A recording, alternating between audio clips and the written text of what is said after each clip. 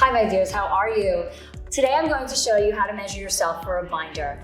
A binder is a compression top to be worn to compress the chest in a safe way. Let's begin. The materials that you're going to need to do this measuring are very simple. You need a measuring tape, a soft measuring tape. If you don't have one of these, then I want you to go watch my other video on what you can use as a substitute for this measuring tape, and then come back to this one. The second thing that you'll need is some paper, and the third is a pen to write down your measurements. Before beginning, make sure that you're not already wearing a binder or something that is already compressing your chest. And also make sure that you're not wearing any loose fitted clothing. We want to get the most accurate fit that we can. So when measuring for the binder, either wear a tank top or a fitted t-shirt to get the most accurate fit. Let's begin.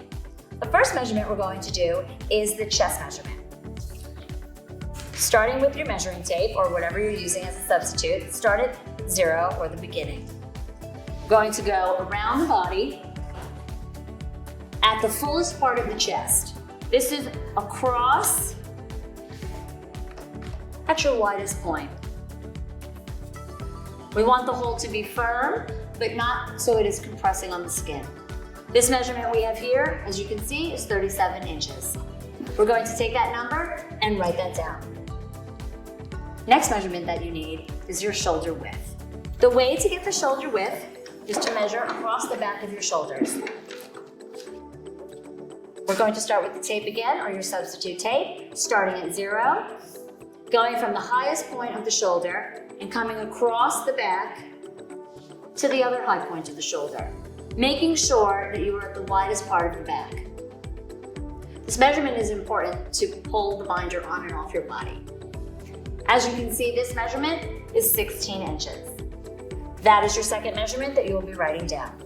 After you have your two measurements, you will consult our handy scale to tell you which binder size you bought.